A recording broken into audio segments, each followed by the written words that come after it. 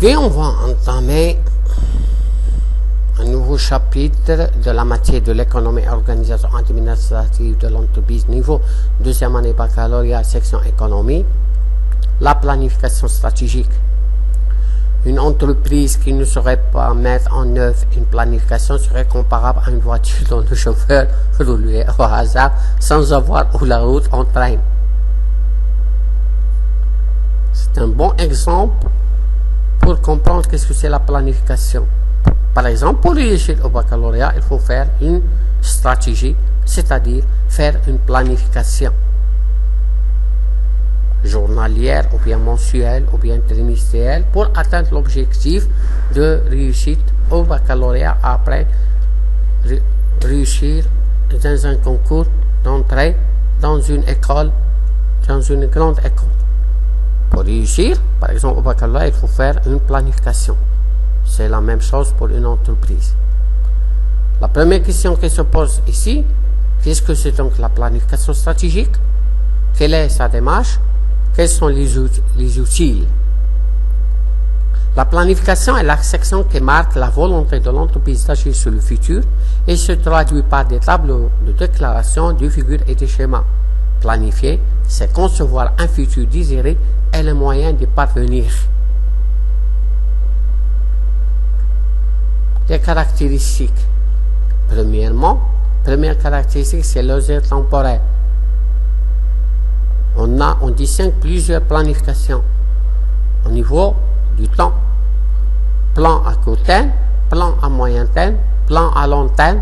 Plus l'horizon est lointain, plus le degré d'incertitude est élevé. La court terme, moyen terme et à long terme, ça veut dire le temps de planification. Par exemple, pour réussir au baccalauréat, c'est le plan à court terme, c'est 1 an. Par exemple, pour entamer, Inch'Allah, après 2 ans à 4 ans d'études, c'est le plan à moyen terme. Pour réussir votre vie, ça veut dire un plan à long terme. C'est le même raisonnement pour la vie, ou la pérennité, ou la planification d'une entreprise. Maintenant, on va distinguer une autre caractéristique de la planification, c'est le champ au domaine d'application. Il concerne le projet, une fonction ou bien une fonction stratégique. La méthode, la planification peut être plus ou moins formelle.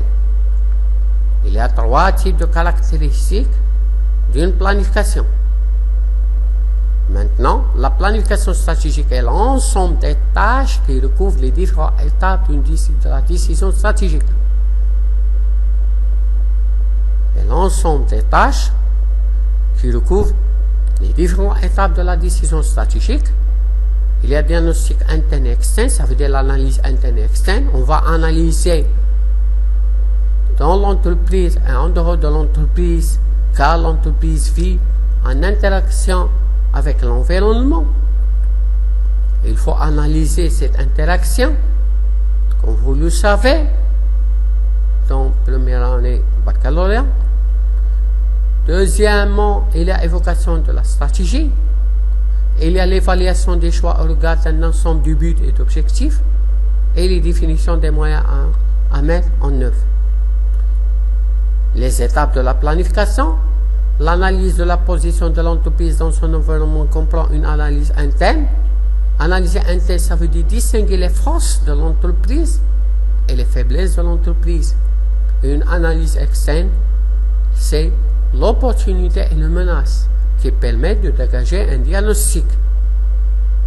Deuxièmement, c'est la définition d'objectifs stratégiques privés pour servir de guide de planification. Ça veut dire on va définir les objectifs qu'il faut atteindre et la construction d'un plan stratégique, résultat de la confrontation diagnostic et objectif.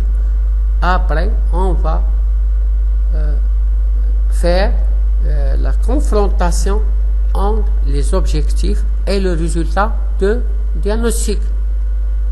L'élaboration d'un plan opérationnel beaucoup plus chiffré et la construction d'un budget, ça veut dire toute planification, il faut un budget. la construction d'un budget évalué avec un horizon en général d'une année ou bien de court terme, moyen terme à long terme.